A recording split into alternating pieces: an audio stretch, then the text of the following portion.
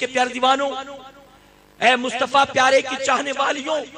آج دلہن کے میک اپ پر اسپیشلی ہم نے دیکھا پارلر کے باہر بورڈ لگے ہوتے ہیں، دلہن کا special make up, bridal make up, اتنا پیسہ، اتنا پیکج، اور آج اس دلہن کے میک اپ کے نام پر کتنے روپے خرچ کیے جاتے ہیں۔ اور شرم آتی مجھے کہتے ہوئے، صرف دلہن کے میک اپ پر اتنا مال خرچ نہیں کیا جاتا، بلکہ دلہن کے ساتھ ساتھ اس کی بہنوں پر، ماں پر، نانی پر، خالہ پر، قریبی رشتہ داروں پر باقاعدہ پیکج کیا جاتا ہے۔ 8 عورتوں کا میک اپ کرنا ہے، کتنا لوگی؟ ایک دلہن ہے، باقی ساری رشتہ دار ہیں۔ اللہ اکبر، آج ہزاروں روپے صرف میک اپ کے نام پر خرچ کیے جاتے ہیں۔ میں پوچھتا ہوں، آپ نے خاتون جنت کی زندگی کو پڑھا ہوگا، آپ نے ماں عائشہ صدیقہ کی زندگی کو پڑھا ہوگا، آپ نے حضرت خدیجہ الکبریٰ کی زندگی کو پڑھا ہوگا، آپ نے رابعہ بصریہ کی زندگی کو پڑھا ہوگا، آپ نے امام حسین کی بہن حضرت زینب کی زندگی کو پڑھا ہوگا۔ ذرا کتابیں اٹھا کر بتا دو، یہ کون سے پارلر میں جاتی تھی، یہ کہاں پر زلفیں کٹاتی تھی، یہ کون سے کاسمیٹک پروڈکٹ یوز کرتی تھی، یہ کہاں پر آئی برو بنواتی تھی، یہ کہاں پر جا کر میک اپ کا ساز و سامان خریدا کرتی تھی۔ آپ کو کوئی بھی روایت ایسی نہ ملے گی، کسی تاریخ کی کتاب میں ان کے حسن و جمال کا تذکرہ نہیں ملے گا، ان کے بال اور چہرے کا ذکر نہیں ملے گا۔ اگر ملے گا تو ان کی عبادات کا تذکرہ ملے گا، ان کے تقوی و طہارت کا تذکرہ ملے گا،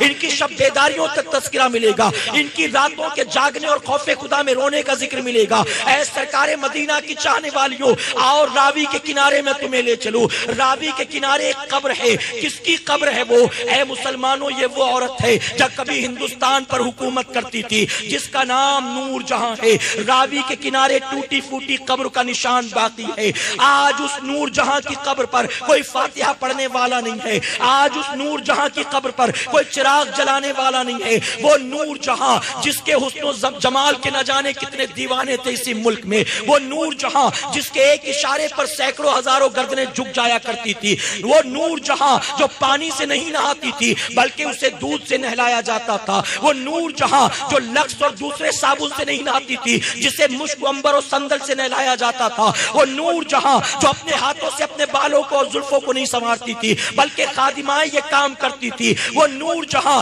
جب نہاتی تھی تو سینکڑوں خادمائیں نہلاتی تھی، جب بال بنانا چاہتی تھی تو 20 خادمائیں یہ کام انجام دیتی تھی، جب نور جہاں نہا کر نکلتی تھی تو اس کے جوڑے لے کر خادمائیں سامنے موجود رہتی تھی، وہ نور جہاں جس کے حسن و جمال کا ڈنکا ہند کی سرزمین پر بجتا تھا، جسے اپنے حسن و جمال پر بڑا ناز تھا، آج اس کی قبر کا نام و نشان مٹ گیا ہے۔ اس کی قبر جا کر دیکھو چیخوں سے بھری ہے، اس کی قبر جا کر دیکھو کیڑے مکوڑوں سے بھری ہے، اس کی قبر جا کر دیکھو اندھیروں سے بھری ہے۔ آج اس کی قبر پر کوئی ہاتھ اٹھا کر دعا کرنے والا نہیں ہے۔ ہمارا اور آپ کا انجام کیا ہے؟ ہمیں اور آپ کو بھی ایک دن وہیں پر جانا ہے۔ یہ حسن و جمال ملیا میٹ ہونا ہے، یہ خوبصورت جسم ایک دن کیڑے مکوڑوں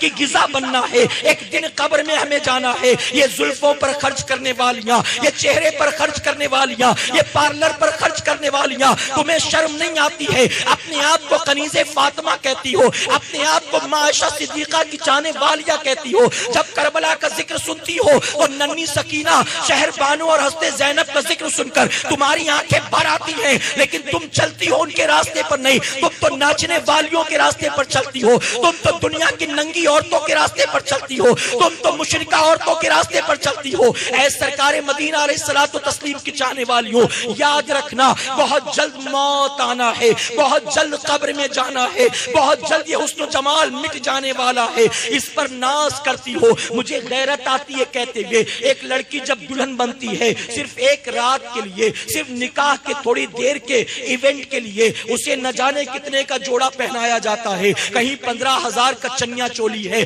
کہیں پر 25,000 کا سرارا ہے، کہیں پر 50,000 کا گھاگرا چولی ہے۔ اللہ اکبر، ایک رات کے لیے ہزاروں روپے خرچ کیے جاتے ہیں۔ میں پوچھتا ہوں اس رات کے بعد یہ مال کہاں جائے گا، یہ کپڑا کہاں جائے گا؟ پھر اسے ایک پیٹی میں رکھ دیا جائے گا، پھر کبھی یہ کام نہیں آنا ہے۔ ایک رات کے لیے تم نے لاکھوں خرچ کیے، ایک رات کے لیے تم نے ہزاروں خرچ کیے، میں کہتا ہوں یہ 50,000 جس کا تیرا ایک جوڑا بنا ہے، ارے اس 50,000 میں کسی غریب کی بیٹی کی ڈولی اٹھ سکتی تھی، اس 50,000 میں کسی غریب اور یتیم بچی کا نکاح ہو سکتا تھا، لیکن تمہیں اللہ نے دیا، تم نے اللہ کی پرواہ نہ کی، اللہ کے فرمان کی پرواہ نہ کی، تم نے اس کی نافرمانی کی، تمہیں غیرت نہیں آتی ہے، تم ایک رات کے لیے 50,000 کا جوڑا سلواتی ہو۔ آؤ خاتون جنت کا نکاح میں تمہیں دکھاؤں، وہ خاتون جنت اس کائنات میں جن سے زیادہ کوئی تقوی طہارت کا پیکر آیا نہیں ہے، وہ خاتون جنت جن کے مقام کو اللہ نے کتنا بلند فرما دیا، قیامت تک آنے والی عورتوں کی، جنتی عورتوں کی وہ سردار ہے خاتون جنت،